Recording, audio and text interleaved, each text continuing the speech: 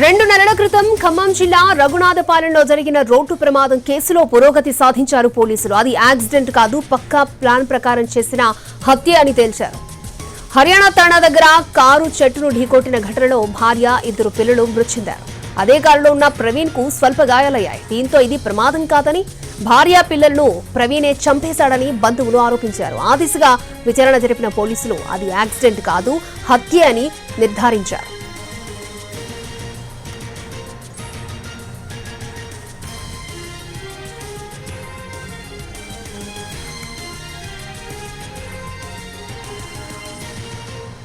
ప్రవీణ్ హైదరాబాద్ లో డాక్టర్ గా పనిచేస్తున్నాడు. కేరళకు చెందిన మహిళతో వివాహేతర సంబంధం పెట్టుకున్నాడు. దీంతో భార్యాభర్తల మధ్య వివాదాలు తలెత్తాయి. ఈ వివాదాలతో భార్య పిల్లల్ని చంపేశాడు. కారులో తీసుకెళ్తూ వాళ్లకు కాల్షియం ఇంజెక్షన్ ఇచ్చాడు. ఆ తర్వాత ఊపిరాడకుండా చేసి చంపేశాడు. దీన్ని కారు ప్రమాదంగా చిత్రీకరించేందుకు కారును చెట్టుకు ఢీకొట్టాడు. అప్పట్లో పోలీసులు కూడా రోడ్డు ప్రమాదంగానే భావించారు. కానీ మృతురాలి తరపు బంధువులు పోలీస్ స్టేషన్ ముందు ధర్నాలు చేశారు. దీంతో ఆ కోణంలో దర్యాప్తు చేసిన పోలీసులు ఇది ప్రమాదం కాదని, పక్కా ప్లాన్ ప్రకారం చేసిన హత్యలేనని నిర్ధారించారు.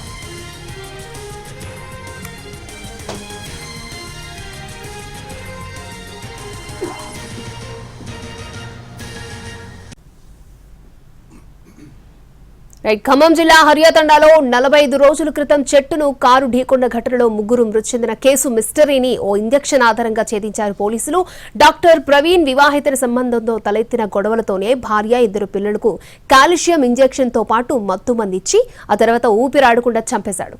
ఆ తర్వాత చెట్టును ఢీకొట్టి కారు ప్రమాదంగా చిత్రీకరించాడని చెప్తున్న ఏసీపీ రమణమూర్తితో మా ప్రతినిధి Bhupal face to face.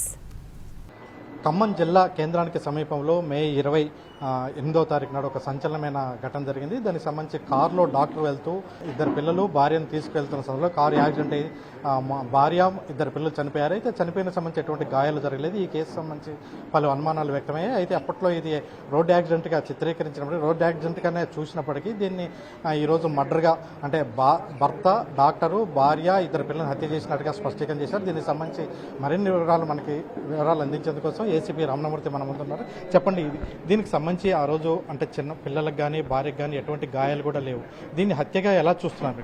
Hyderabad జర్మంటైన్ హాస్పిటల్లో క్రిటికల్ కేర్ నైట్ షిఫ్ట్ చేస్తాడు అతను. నైట్ షిఫ్ట్ చేసినప్పుడు ఒక డ్రగ్ ఉంది, దానికి మనకి ఆపరేషన్స్ ఎమర్జెన్సీ పర్పస్ ఆ డ్రగ్ ఇస్తారు. ఆ ఇంజెక్షన్ ఇచ్చినప్పుడు చిన్న మోతాదులో ఇచ్చినప్పుడు కొద్దిగా మజిల్ అనేది రిలాక్స్ అవుతుంది. కొద్దిగా పెద్ద మోతాదులో ఇచ్చినప్పుడు అది హార్ట్కి ప్రాబ్లమే, హార్ట్ చనిపోతుంది. అతను ఏం చేసినాడంటే ఆ ఇంజెక్షన్ సోనియా అనే ఒక అమ్మాయితోని అక్కడ అతను ఇల్లీగల్ కాంటాక్ట్ పెట్టుకున్నాడు. ఆ అమ్మాయి కూడా అక్కడ పనిచేస్తుంది కాబట్టి ఆమెతోని పెట్టుకొని ఎట్లాగైనా ఈ భార్యకి ఈ విషయం తెలిసి 16వ తారీఖు రోజు భార్య ఇటు తల్లిదండ్రులకి, వాళ్ళ తల్లిదండ్రులకి, అత్తమామకి చెప్తే వీళ్ళందరూ పోయి అతన్ని ముద్దాయిన ప్రవీణ్ని నువ్వు అక్కడ ఉండొద్దు, నైట్ డ్యూటీ చేయొద్దు, ఏదైనా ఉంటే ఖమ్మంలో చేసుకో అని చెప్పి 16వ తారీఖు తీసుకొచ్చేసినారు.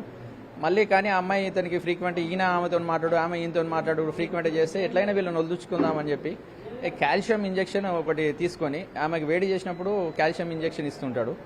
ఆ క్రమంలో ఒకసారి 26వ తారీఖు రోజు కాల్షియం ఇంజెక్షన్ తీసుకొచ్చాడు. 25వ తారీఖు ఆమెకు వేడి చేసిందంటే, కానీ తీసుకొని బల్లెపల్లిలో తీసుకొని పోయేసేకల్లా ఆమెకి ఆల్రెడీ తగ్గిపోయింది నాకు అన్నాడు. ఆ రోజు ఇయ్యలేదు. 29వ తారీఖు ఆధార్ కార్డు కోసం అప్డేషన్ కోసం ఖమ్మం వచ్చినప్పుడు వాళ్ళు మళ్ళీ రిటర్న్ వెళ్తున్నప్పుడు ఆమెకు మళ్ళీ నాకు వేడి చేసిందంటే ఆ రోజు తీసుకొచ్చిన కాల్షియం ఇంజెక్షన్ ఉందా అంటే ఉంది అని చెప్పి ఆ కాల్షియం ఇంజెక్షన్తో పాటు ఈ డ్రగ్ 2 కలిపి ఆమెకి ఇచ్చాడు. ఇచ్చేసిన తర్వాత ఆమె వెనకాల అట్లే పండుకున్న తర్వాత ఒక హాఫ్ అన్ అవర్లో చనిపోయింది. తర్వాత పిల్లల్ని కూడా ఒక్కొక్కరిని 2.5 years 4 years కాబట్టి వాళ్ళని తీసుకొని వచ్చి ముక్కు నోరు మూసేసి అట్లా గాలి ఆడకుండా చేసి చంపేసి పిల్లలిద్దరిని ముందు సీట్లో కూర్చోబెట్టాడు. అతని భార్య వెనకాలనే పడిపోయింది. తీసుకుపోయి ఇది యాక్సిడెంట్గా చిత్రీకరిద్దామని చెప్పి అక్కడ వాళ్ళ ఊరికి పోతున్నప్పుడు దగ్గర మంచుకుండ నుంచి అటు వాళ్ళ ఊరికి పోతున్న క్రమంలో ఒక చెట్టును గట్టిగా గుద్దాడు. అది డ్రైవర్ సీట్ కాకుండా వాళ్ళ పక్కన పిల్లల సైడ్ గుద్దడం వల్ల చెట్టు కూడా చాలా దూరంలో పడిపోయింది. అది యాక్సిడెంట్గా చిత్రీకరించాడు. అతను ఫోన్లో ఒక కెమికల్ గురించి సెర్చ్ చేసినాడు. ఆ కెమికల్ ఇస్తే పోస్ట్ మార్టంలో ఐడెంటిఫై అవుతుందా లేదా అని చెప్పి సెర్చ్ చేసినాడు. కాబట్టి ఇది ఇచ్చి ఉంటాడు అని చెప్పి మేము నిర్ధారణకు వచ్చి అది ఎఫ్ఎస్ఎల్కి పంపిస్తే ఎఫ్ఎస్ఎల్ నుంచి రిపోర్ట్ వచ్చిన దాని మీద బేసింగ్ అందట్టు మేము అతని ముద్దాయిని తీసుకొని చేస్తే అతను ఒప్పుకున్నాడు, నేర అంగీకారం చేశాడు.